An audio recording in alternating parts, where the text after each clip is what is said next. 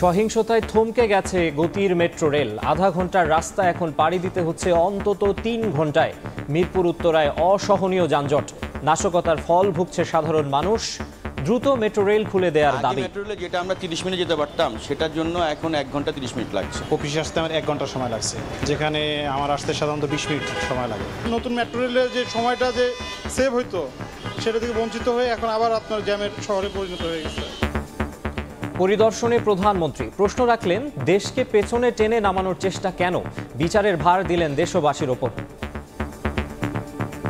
আজকে যে ভয়াবহ ধ্বংসের চিত্র দেখলাম, এটা বিশ্বাস হতে চায় না যে এদেশের মানুষেরা করতে পারে, কিন্তু সেই কাজই করেছে।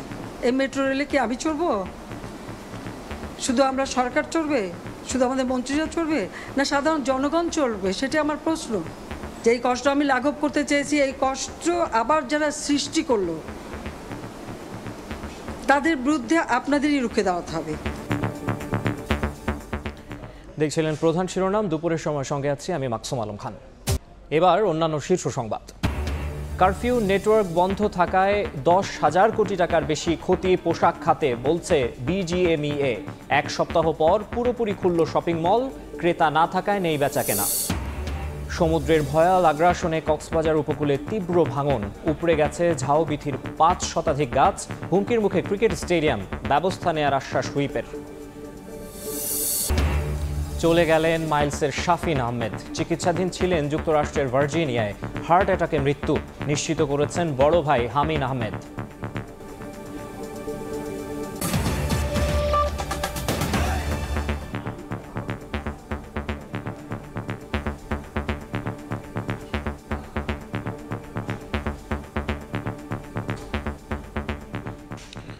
মেট্রো রেল বন্ধ থাকায় চিরচেনা রূপ দেখা যাচ্ছে রাজধানীর সড়কে। দিনের শুরুতে প্রচণ্ড যানজটে পড়তে হয় উত্তরা মিরপুরে থাকা অফিসগামীদের। বেলা বাড়ার সঙ্গে সঙ্গে যা আরও তীব্র হয়। আধা ঘন্টার সড়ক পাড়ি দিতে হচ্ছে 2 থেকে 3 ঘন্টায়। অসহনীয় যানজটে চরম দুর্ভোগে সাধারণ মানুষ। নিজামুদ্দিনের ছবিতে তোহা খান তামিমের রিপোর্ট। অচলায়তন ভেঙে তিলোত্তমা ঢাকায় এখন ব্যস্ততার চিত্র। সকাল থেকেই গন্তব্যের উদ্দেশ্যে বের হন কর্মজীবী মানুষ। প্রতিটি সড়কে তাই দেখা যায় চিরচেনা তীব্র যানজট। উত্তরা হয়ে মিরপুরের যাত্রীরা পড়েন অসহনীয় যানজটে। যে মেট্রো মানুষের চলাচলে এনে দিয়েছিল স্বস্তি, সেই স্তব্ধ মেট্রো লাইনের নিচেই ঘন্টার পর ঘন্টা অপেক্ষা করতে হয় তাদের। সাম্প্রতিক সময়ের নাশকতায় 2টি স্টেশন ক্ষতিগ্রস্ত হওয়ায় বন্ধ রাখা হয় মেট্রো রেল। এতে এই রুটের যাত্রীদের ভোগান্তি বেড়েছে কয়েক গুণ। কিছুদিন আগেও মিরপুর থেকে মতিঝিল যেতে সময় লাগত মাত্র আধা ঘন্টা, এখন একই পথ পাড়ি দিতে লাগছে অন্তত 3 ঘন্টা। আগে মেট্রো রেলে যেটা আমরা 30 মিনিটে যেতে পারতাম সেটার জন্য এখন 1 ঘন্টা 30 মিনিট লাগছে। অফিসে আসতে আমার 1 ঘন্টা সময় লাগছে, যেখানে আমার আসতে সাধারণত 20 মিনিট সময় লাগে। নতুন মেট্রো রেলের যে সময়টা যে সেভ হইতো সেটা থেকে বঞ্চিত হয়ে এখন আবার আপনার জ্যামের শহরে পরিণত হয়ে গেছে। কোনো বিশৃঙ্খলা দেখাও যায়নি, খবরেও শুনছি না এবং রাস্তাতেও দেখিনি। প্রচণ্ড জ্যামে আটকা পড়ে আছে, যে বাচ্চা এখন কান্না করতেছে। জনগণ খুব ভোগান্তি হয়েছে গাড়িতে জ্যামের কারণের জন্য। অনেক সময় বসে আছে, প্রায় 15-20 মিনিট বসে আছে এখানে। রাজধানীর ফার্মগেট, বিজয় সরণি থেকে শুরু করে উত্তরার দিকে যেতে বেগ পেতে হয় সাধারণ মানুষকে। একই অবস্থা বিপরীত সড়কেও। প্রয়োজনের তুলনায় বিভিন্ন রুটে গণপরিবহন কম থাকায় প্রতিটি বাসে ছিল উপচে পড়া ভিড়। অনেকক্ষণ যাবতীয় দাঁড়িয়ে আছি, বাস পাওয়া যাচ্ছে কম আর কি, আসতেছে কম দিক থেকে। রাস্তাঘাটে বাস কম, মানুষের যাতায়াত আছে কিন্তু বাস নাই। হামলাকারীদের তাণ্ডব লীলায় শঙ্কায় এখনো অনেকে সড়কে বাস চালাচ্ছেন না বলে জানান পরিবহন সংশ্লিষ্টরা। অনেকে গাড়ি বাই করে নেয়, রাস্তার পরিস্থিতি খারাপ তো এর জন্য বাই করে নেয়। 2-1 দিন শিথিল রইলে পরে গাড়ি বাই করবো আর কি। সকালে মনে করেন শিশু মেলা থেকে বন্ধ করে দিছে, মহাখালী জামু, এর মধ্যে দিছে লাওয়া ক্লাব থেকে ঘুরাইয়া। জাম দেওয়ার আছে, জায়গায় জায়গায় মরে এই যে মরে জাম দেখতেছেন। দ্রুত মেট্রো রেল খুলে দেওয়ার দাবি সাধারণ মানুষের। শঙ্কা আর উৎকণ্ঠা পেরিয়ে আবারও রাজপথে কর্মজীবী মানুষ। যান চলাচল আর অফিস আদালত স্বাভাবিক হওয়ার দ্বিতীয় দিনে অনেকটা স্বরূপে ফিরেছে প্রিয় নগরী। তবে সাধারণ মানুষ বলছেন, সবার জন্য সব দিক দিয়ে সচল হোক তাদের প্রিয় ঢাকা। তোহা খান তামিম, সময় সংবাদ, ঢাকা। মেট্রো রেলে হামলাকারীদের বিচারের ভার দেশবাসীর ওপর ছেড়ে দিলেন প্রধানমন্ত্রী শেখ হাসিনা। তিনি প্রশ্ন রাখেন, উন্নয়নের পথে চলতে থাকা দেশকে টেনে নামানোর চেষ্টা কেন? সকালে নাশকতাকারীদের হামলায় ক্ষতিগ্রস্ত মেট্রো রেলের মিরপুর 10 নম্বর স্টেশন পরিদর্শন করেন সরকার প্রধান। বলেন, ধৈর্য ধরার অনুরোধের পরেও কেন শিক্ষার্থীরা তা কানে নেয়নি সেটিও বিবেচনা করতে হবে দেশবাসীকে।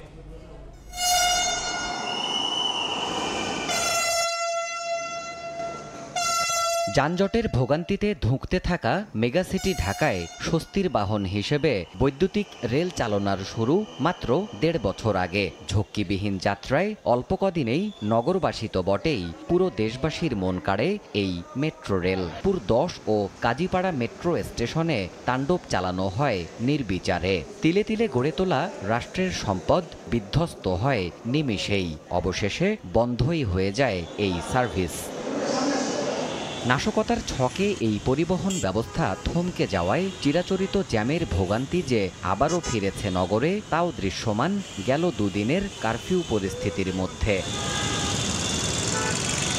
2022 সালের ডিসেম্বরে মেট্রো উদ্বোধনের পর বৃহস্পতিবার সকালে সেই মেট্রো স্টেশনেই আসতে হলো প্রধানমন্ত্রীকে। নতুন কোনো সৃষ্টিতে নয়, আসতে হয়েছে ধ্বংসের নমুনা দেখতে। সকাল 9টার পর মিরপুর 10 মেট্রো স্টেশনের বিভিন্ন দিক পরিদর্শন করেন সরকার প্রধান। ডিএমটিসিএল কর্তৃপক্ষের কর্মকর্তাদের সঙ্গে নিয়ে ঘুরে ঘুরে দেখেছেন ক্ষতচিহ্ন নিয়ে কিভাবে দাঁড়িয়ে স্বপ্নের এই পরিবহন ব্যবস্থা। চূর্ণবিচূর্ণ যন্ত্রাংশ আর অসংখ্য কাঁচের টুকরোর উপরে হেঁটে উপস্থিত গণমাধ্যমে কথা বলতে গিয়ে আবেগতাড়িত হয়ে পড়েন সরকার প্রধান। ভয়াবহ ধ্বংসের চিত্র দেখলাম। এটা বিশ্বাস হতে চায় না যে এদেশে মানুষেরা করতে পারে, কিন্তু সেই কাজই করেছে। তার প্রশ্ন, মানুষের উপকার করা, সমাজকে এগিয়ে রাখা উদ্যোগগুলোর উপর কিসের এত ক্ষোভ? এই মেট্রো রেলের উপর এত আক্রমণ কেন, এটাই আমার প্রশ্ন। যেগুলি মানুষের সেবা দেয়, মানুষের জীবনকে উন্নত করে, ঠিক সেইগুলি ভেঙে সম্পূর্ণ নষ্ট করে দেওয়ার কি মানসিকতা? এই স্টেশন যেভাবে ধ্বংস হয়েছে, এটা সম্পূর্ণ ডিজিটাল সিস্টেম। এটা তো কতদিনের ঠিক হবে আমি জানি না। সরকারের অনুরোধের পরও কেন শিক্ষার্থীরা কথা শোনেনি তা বিবেচনায় নিতেও দেশবাসীর প্রতি অনুরোধ প্রধানমন্ত্রীর। কোটা আন্দোলনকারী থেকে শুরু করে দেশবাসীকে একটু বললাম যে একটু ধৈর্য ধরতে হবে। আপিল তো সরকার করেছে, কাজে তাদের ধৈর্য ধরতে হবে, তারা হতাশ হবে না। আমি এই আশ্বাস দিয়ে তাদেরকে বললাম বিরত থাকতে, কিন্তু সেটা করলো না। যে দাবি তারা করেছিল, সমস্ত দাবি শুধু মানা না, তার থেকে বেশি আমরা দিয়েছি, হাইকোর্টে দিয়ে দিয়েছে, তারপরেও কিন্তু এখন থামেনি। কেন থামেনি? আমি দেশবাসীর কাছে সেটাই আমি বিচার চাই। ওই 1 দফার পরে আসলো 4 দফা, তারপর আসলো 6 দফা, তারপর আসলো 8 দফা, তারপরে আবার 4 দফা। এমন একটা পরিবেশ সৃষ্টি, মানে এই ধ্বংসযজ্ঞটাকে সুযোগ সৃষ্টি করে দেওয়া। রাষ্ট্রীয় সম্পদে এহেন ন্যাক্কারজনক হামলা যারা চালিয়েছে তাদের বিচারের ভার দেশবাসীর ওপর ন্যস্ত করেন সরকার প্রধান। এই মেট্রো রেলে কি আমি চড়বো? শুধু আমরা সরকার চড়বে? শুধু আমাদের মন্ত্রীরা চড়বে? না সাধারণ জনগণ চড়বে? সেটা আমার প্রশ্ন। এর উপকারিতা কারা পাচ্ছেন? এদেশের মানুষ, আপনারা, সাধারণ জনগণ পাচ্ছে। তাহলে এর উপর এত ক্ষোভ কেন? যে এই কষ্ট আমি লাঘব করতে চেয়েছি, এই কষ্ট আবার যারা সৃষ্টি করলো তাদের বিরুদ্ধে আপনাদেরই রুখে দাঁড়াতে হবে। এর বিচার তাদের করতে হবে। আমি তাদের কাছেই বিচার চাই। পরিদর্শনের শেষ ভাগে ক্ষতিগ্রস্ত স্টেশনগুলো সচলের উদ্যোগ নিতে মেট্রো কর্তৃপক্ষকে প্রয়োজনীয় নির্দেশনাও দিয়েছেন প্রধানমন্ত্রী। বলার অপেক্ষা রাখে না, যানজটের এই নগরীতে মেট্রো রেল এক আশীর্বাদের নাম। আর সে কারণেই এটি উদ্বোধনের পর স্বাগত জানিয়েছেন সমাজের বিভিন্ন শ্রেণী পেশার মানুষ, হয়েছেন আবেগতাড়িত। মেট্রোর সেই ধ্বংসস্তূপে দাঁড়িয়ে সরকার প্রধান বললেন, মেট্রো রেলের উপরে হামলা জনগণের সেই আবেগের উপরে আঘাত। দেবাশিস রায়, সময় সংবাদ, ঢাকা। সহিংসতাকারীদের হামলায় তছনছ মিরপুর 10-এর বিআরটিএ কার্যালয়। ভাঙচুরের পর থেকেই বন্ধ ঘোষণা করা হয়েছে সংস্থাটি। এদিকে বিআরটিএ বন্ধ থাকায় ব্যাপক ভোগান্তিতে সাধারণ সেবা প্রত্যাশীরা। যদিও ব্যাকআপ সার্ভার দিয়ে কাজ করতে মাসখানেক সময় লাগবে বলে জানিয়েছে কর্তৃপক্ষ। গত শুক্রবার নাশকতাকারীদের কালো থাবা পরে রাজধানীর মিরপুর 10-এর যে বিআরটিএ কার্যালয় আছে সেখানে, এবং আমি এখন দাঁড়িয়ে আছি যে জায়গাটিতে, সেটি আসলে এই বিআরটিএর যে ফিটনেস সেন্টার, অর্থাৎ এখানেই কিন্তু এই রুমটিতেই কিন্তু আসলে যে বিশাল কক্ষ, সেই কক্ষেই কিন্তু এই যে যানবাহনগুলো রয়েছে সেই যানবাহনগুলোর যে ফিটনেস টেস্ট, প্রায় 10 ধরনের ফিটনেসের জন্য যে 10 ধরনের পরীক্ষা নিরীক্ষা করা হয় যানবাহনগুলোতে, সেটি কিন্তু আসলে এই রুমটিতে করা হয়। এবং আমার পেছনে কিন্তু যে বিশাল রুম, এটি কিন্তু এখন পুরোটাই বলা যায় একটি ধ্বংসাবশেষ, এবং পুরো রুম জুড়েই কিন্তু যে যন্ত্রাংশগুলো রয়েছিল সেগুলো কিন্তু আসলে এখন সব কিছুই নাশকতাকারীরা হামলা চালিয়ে কিন্তু তাদের সহিংসতায় কিন্তু পুরোটাই এখন বলা যায় যে ব্যবহারের অনুপযুক্ত হয়ে গেছে। এবং আমার সামনে যে জিনিসগুলো দেখতে পাচ্ছেন, অর্থাৎ এই রুমটিতে কিন্তু এই যে সামনের যে সার্ভার সেলফটি দেখতে পাচ্ছেন, এটি আসলে কিন্তু যে এখানকার লোকাল সার্ভার হিসেবে ব্যবহার করা হতো, এবং এই যে সার্ভার যে যানবাহনগুলো এখানে পরীক্ষা নিরীক্ষার জন্য আনা হতো সেগুলোর টেস্টের রেজাল্ট কি সেটি আসলে এই লোকাল সার্ভারে সেই ডাটা সংরক্ষণ হতো, এবং এই সার্ভারের থেকে কিন্তু যে মেইন সার্ভার এবং সেন্ট্রাল সার্ভার সেটি আসলে মেইন পুরো চলে যেত এই সার্ভারের মাধ্যমে।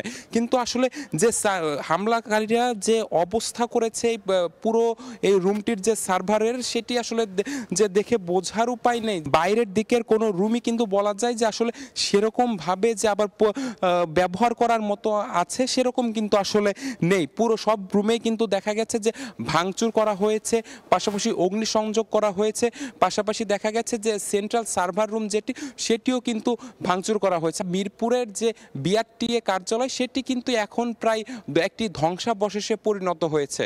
নিবিড় সাহা, সময় সংবাদ, ঢাকা। পরিস্থিতি এখন নিয়ন্ত্রণে থাকলেও বিএনপি জামাত ঘাপটি মেরে আছে, যে কোনো মুহূর্তে আবার আগুন সন্ত্রাস চালাতে পারে তারা, এমন মন্তব্য করেছেন আওয়ামী লীগের সাধারণ সম্পাদক ওবায়দুল কাদের। রাজধানীর তেজগাঁওয়ে ঢাকা মহানগর উত্তর আওয়ামী লীগের এক মতবিনিময় সভায় তিনি বলেন, শিক্ষার্থীদের শান্তিপূর্ণ আন্দোলনে সহায়তা করেছে পুলিশ, তবে বিএনপি জামায়াত এটি সহিংসতার দিকে নিয়ে যায়। ওবায়দুল কাদের আরও বলেন, লাশের ওপর ভর করে ক্ষমতায় আসতে চায় বিএনপি জামাত, এই কারণেই কোটা সংস্কার আন্দোলনকে পুঁজি করে সহিংসতা চালিয়েছে তারা।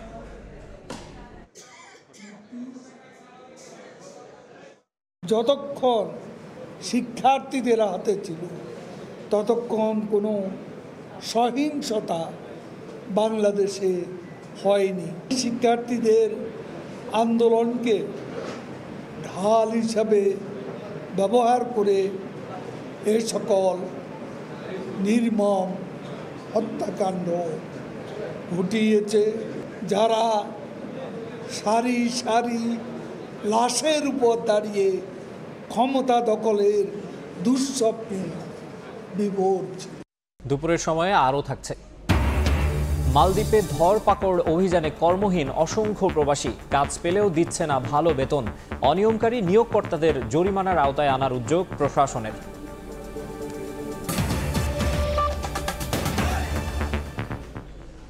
28, 29, 31 জুলাই এবং 1 আগস্টের এইচএসসি ও সমমানের পরীক্ষা স্থগিত করেছে বাংলাদেশ আন্তঃশিক্ষা বোর্ড। দুপুরে বাংলাদেশ আন্তঃশিক্ষা বোর্ড সমন্বয় কমিটির সমন্বয়ক তপন কুমার সরকার এই তথ্য জানান। বলেন, সাম্প্রতিক সহিংসতার কারণে শিক্ষার্থীদের নিরাপত্তা বিবেচনায় 2024 সালের এইচএসসি ও সমমানের পরীক্ষাগুলো স্থগিত করা হয়েছে। 1 আগস্ট পর্যন্ত স্থগিত হওয়া এইচএসসি ও সমমানের পরীক্ষার সময়সূচি পরে ঘোষণা করা হবে। এখন পর্যন্ত 8 দিনের পরীক্ষা স্থগিত করা হলো। সূচি অনুযায়ী আগামী 11 আগস্ট এইচএসসির তৃতীয় পরীক্ষা শেষ হওয়ার কথা ছিল। সারা দেশে কারফিউ শিথিল হওয়ায় কর্মচাঞ্চল্য ফিরেছে সরকারি বেসরকারি দফতরে, সচল হয়েছে সড়ক ও নৌ যোগাযোগ। তবে মোবাইল ইন্টারনেট সচল না হওয়ায় দুর্ভোগ কাটেনি গ্রাহকদের। কারফিউ শিথিল হওয়ায় সকাল থেকে রাস্তায় চাপ বাড়তে থাকে অফিসগামী মানুষের। এতে বিভিন্ন এলাকায় দেখা যায় যানজট। গত কয়েকদিনের অস্থিরতা কাটিয়ে স্বস্তি ফিরেছে নাগরিক জীবনে, ফিরেছে কর্মচাঞ্চল্য। আন্তজেলা ও দূরপাল্লার বাস ছেড়ে গিয়েছে বিভিন্ন বাস টার্মিনাল থেকে। বাসের সংখ্যাও কম চলাচল করছে। তবে ইন্টারনেট পুরোপুরি চালু না হওয়ায় অনলাইনের টিকিট সংগ্রহ করতে ভোগান্তিতে পড়তে হচ্ছে যাত্রীদের। ব্যাংক খোলার পরপরই মানুষ ভিড় করতে থাকেন আর্থিক প্রতিষ্ঠানগুলোতে।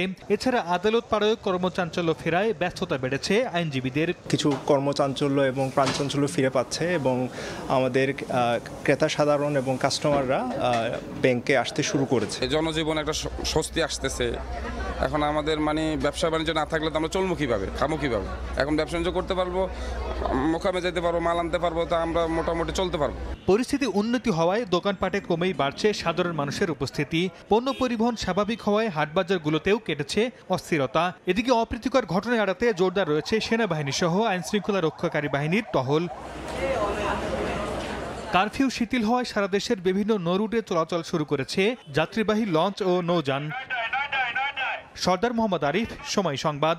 সাগরের ভয়াল আগ্রাসনে ভাঙন তীব্র হয়েছে কক্সবাজার উপকূলে। একের পর এক বড় বড় ঢেউয়ের আঘাতে উপড়ে গেছে ঝাউবিথির 5 শতাধিক ঝাউ গাছ। তছনছ বালিয়াড়ির পাড়, রাস্তাঘাট। হুমকির মুখে শেখ কামাল আন্তর্জাতিক ক্রিকেট স্টেডিয়াম, টুরিস্ট পুলিশ কার্যালয় সহ সরকারি বেসরকারি নানা স্থাপনা। তবে ভাঙন রোধে কার্যকর ব্যবস্থা নেওয়া হবে বলে জানিয়েছেন জাতীয় সংসদের হুইপ। মোহাম্মদ ফেরাজের ক্যামেরায় বিস্তারিত জানাচ্ছেন সুজাউদ্দিন রুবেল। সাজ্জাদ হোসেন পেশায় জেটস্কি চালক। উত্তাল থাকায় নামতে পারছেন না সাগরে, তাই হেঁটে হেঁটে দেখছেন ঢেউয়ের ভয়াল আগ্রাসন। 5-6 দিনের সাগর উত্তালের কারণে এই যে মনে করেন গাছের বাগান সরকারে ভেঙে যাচ্ছে।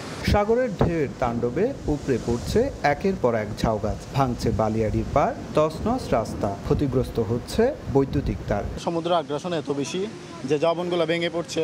জিও ব্যাগ পার হয়ে ঢেউ এসে আপনার বালির তল থেকে সরে যে আপনার গাছ ভেঙে যায়।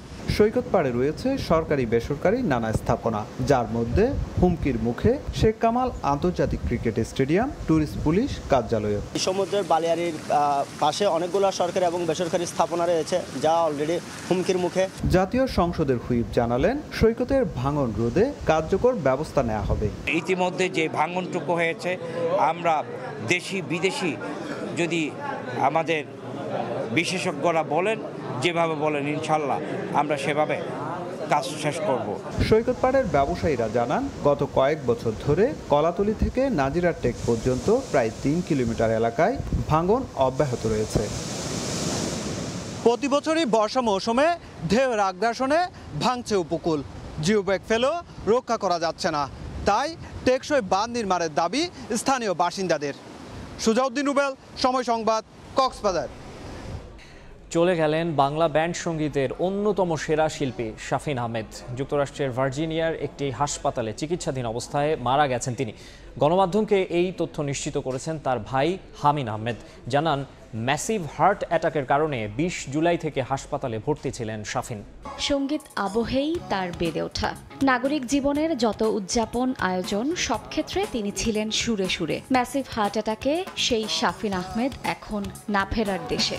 শাফিনের সঙ্গে জড়িয়ে আছে বাংলা সঙ্গীতের অন্যতম সফল ব্যান্ড মাইলসের নাম। 1979 সালে বড় ভাই হামিন আহমেদকে নিয়ে এই ব্যান্ড গড়ে তুলেছিলেন শাফিন। উপহার দেন ফিরিয়ে দাও, জ্বালা জ্বালা, আজ জন্মদিন তোমার, এমন অসংখ্য জনপ্রিয় গান। যদিও পরে বড় ভাইয়ের সঙ্গে বিবাদের জেরেই মাইলস ছাড়েন তিনি, গড়ে তোলেন রিদম অফ লাইফ নামে নতুন ব্যান্ড। বাংলা সঙ্গীতের কিংবদন্তি সুরকার কমল দাশগুপ্ত ও বরেণ্য নজরুল সঙ্গীত শিল্পী ফিরোজা বেগমের সন্তান শাফিন আহমেদ। গান শেখার শুরুটা বাবা মায়ের কাছে হলেও নিজেকে মেলে ধরেন পাশ্চাত্য ঘরানার রক মিউজিকে। গানের জগতে প্রায় 2 যুগ কাটিয়ে রাজনীতিতেও পা রেখেছিলেন শাফিন। মেয়র প্রার্থী হয়েছিলেন ঢাকা উত্তর সিটি কর্পোরেশনের নির্বাচনেও। অবশেষে তাকে হারতে হলো হার্ট অ্যাটাকের কাছে। স্বজনরা জানিয়েছেন, যুক্তরাষ্ট্রের ভার্জিনিয়ার একটি হাসপাতালে বাংলাদেশ সময় বৃহস্পতিবার ভোরে শেষ নিঃশ্বাস ত্যাগ করেন শাফিন। এর আগে 20 জুলাই স্থানীয় একটি কনসার্টে অংশ নেয়ার কথা ছিল তার। জীবনে নানা বসন্ত দেখলেও শেষবারের মতো আর মঞ্চে ওঠা হলো না শাফিনের। শায়লা রহমান ইমা, সময় সংবাদ।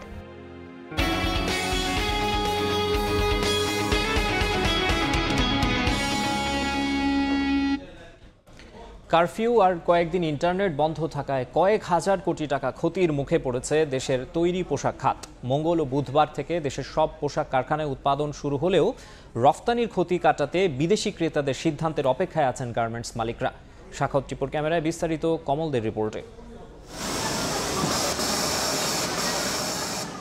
সারা দেশে কোটা সংস্কার আন্দোলনকে ঘিরে সহিংসতা, পরবর্তীতে কারফিউ এবং ইন্টারনেট বন্ধ করে দেওয়ার ফলে হাজার হাজার কোটি টাকা ক্ষতির মুখে পড়েছে দেশের গার্মেন্টস শিল্প।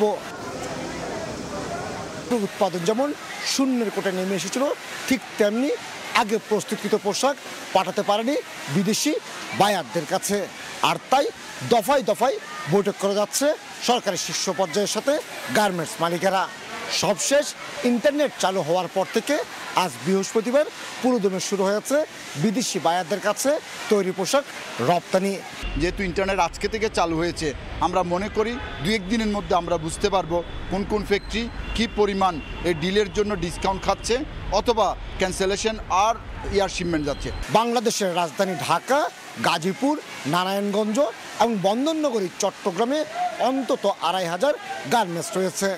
আর এখানে কর্মরত রয়েছে 12 থেকে 14 লাখ শ্রমিক। তবে ধীরে ধীরে রপ্তানি কার্যক্রম শুরু হচ্ছে বলে জানিয়েছেন বিজিএমইএ। ইন্টারনেট না থাকার কারণে আমরা বায়ারদের সাথে কোনো যোগাযোগ করতে পারিনি এবং আজকে থেকে আমরা বায়ারদের সাথে যোগাযোগ করছি এবং এই এক সপ্তাহে যে শিপমেন্টটা করতে পারি নাই, বায়াররা সেটা কি ডিসকাউন্ট দিবে? বিদেশি বায়াররা দাবি করে প্লেনের মাধ্যমে বা উড়োজাহাজে এসব পণ্য পাঠাতে হবে, তাহলে খরচ বেড়ে যাবে 3 থেকে 4 গুণ। তবে চট্টগ্রাম এবং রাজধানী ঢাকা, গাজীপুর, নারায়ণগঞ্জে সকাল থেকেই শ্রমিকরা কাজে যোগ দিয়েছে। মোটামুটি গার্মেন্টসের যে সকল সেকশন আছে, সকল সেকশন আমরা স্বতঃস্ফূর্তভাবে কাজ করতেছি। এখন পর্যন্ত বিজিএমইএর তথ্য অনুযায়ী তাদের শতভাগ গার্মেন্টস খুলেছে এবং শ্রমিকদের উপস্থিতির হার 95%। কমল দে, সময় সংবাদ, চট্টগ্রাম। মালদ্বীপে চলমান ধরপাকড় অভিযানের কারণে কর্মহীন হয়ে পড়েছেন অসংখ্য প্রবাসী। কেউ কেউ আবার কাজ পেলেও পাচ্ছেন না ভালো বেতন। তবে অভিবাসীদের স্বার্থ রক্ষায় সোচ্চার হয়ে উঠেছে দেশটির সরকার। জরিমানার মুখোমুখি করতে যাচ্ছে অনিয়মকারী নিয়োগকর্তাদের। মালদ্বীপ থেকে খন্দকার ওমর ফারুকের তথ্য ও ছবিতে বিস্তারিত। দেশের মায়া ত্যাগ করে আপনজনের মুখে হাসি ফোটানোর জন্য অনেকেই পাড়ি জমিয়েছেন মালদ্বীপে। বিপুল অঙ্কের টাকা খরচ করে দেশটিতে গেলেও অভিবাসী বিরোধী অভিযানের কারণে বিপাকে পড়েছেন অনেক অভিবাসী, হয়ে পড়েছেন কর্মহীন। অনেকে কাজ করতে পারলেও পাচ্ছেন না ভালো বেতন। এতে চরম মানবেতর দিন পার করছেন প্রবাসীরা। এ অবস্থায় অভিবাসীদের সঠিক বেতন নিশ্চিত করতে উদ্যোগ নিয়েছে মালদ্বীপ সরকার। বুধবার দেশটির সংসদ অধিবেশনে প্রস্তাবিত কর্মসংস্থান আইনে বেশ কিছু পরিবর্তন আনা হয়। বেতন আটকে রাখা, যে কাজে নিয়োগ পেয়েছে তার পরিবর্তে অন্য কাজ করানো এবং অবৈধ কাজ করতে বাধ্য করা হলে জরিমানার বিধান রাখা হয়েছে আইনটিতে। মালদ্বীপ সরকারের নতুন উদ্যোগ হচ্ছে, আপনি যদি কমপ্লেন করেন, আপনার কমপ্লেন যদি বৈধ হয়ে থাকে, তাহলে আপনার কোম্পানি মালদ্বীপিয়ান রুপিয়া 50,000 রুপিয়া জরিমানা দিতে হবে, প্লাস তার যে লাইসেন্স আছে সেটার উপর অ্যাপেড আসবে। তো আমি মনে করি এখানে যারা আছেন সবাই ভালো কোম্পানিতে কাজ করবেন আর সবাই বৈধ হওয়ার চেষ্টা করবেন। আমাদের প্রবাসীদের জন্য অনেক ভালো কিছু হবে, এটাই আশা করি আর কি। ধন্যবাদ মালদ্বীপের বর্তমান সরকারকে। সাম্প্রতিক সময়ে দেশটির শ্রমবাজার নিয়ন্ত্রণ এবং প্রতিযোগিতাপূর্ণ করে তুলতে এমন উদ্যোগ নিচ্ছেন বলে জানান সংশ্লিষ্টরা। সময় সংবাদ, মালদ্বীপ। এ পর্যায়ে শীর্ষ সংবাদ জানিয়ে দিচ্ছে আরেকবার। সহিংসতায় থমকে গেছে মেট্রো রেল। আধা ঘন্টার রাস্তা পাড়ি দিতে লাগছে 3 ঘন্টা। স্টেশন পরিদর্শনে প্রধানমন্ত্রী নাশকতাকারীদের বিচারের ভার দিলেন দেশবাসীর ওপর। 28 জুলাই থেকে 1 আগস্ট পর্যন্ত এইচএসসি ও সমমানের পরীক্ষা স্থগিত করল আন্তঃশিক্ষা বোর্ড। এখন পর্যন্ত বন্ধ হলো 8 দিনের পরীক্ষা। সময়সূচি জানানো হবে পরে। এই ছিল দুপুরের সময়। এরপর বিভাগীয় সময় নিয়ে ফিরছি কিছুক্ষণ পর। সঙ্গেই থাকুন সময়ের।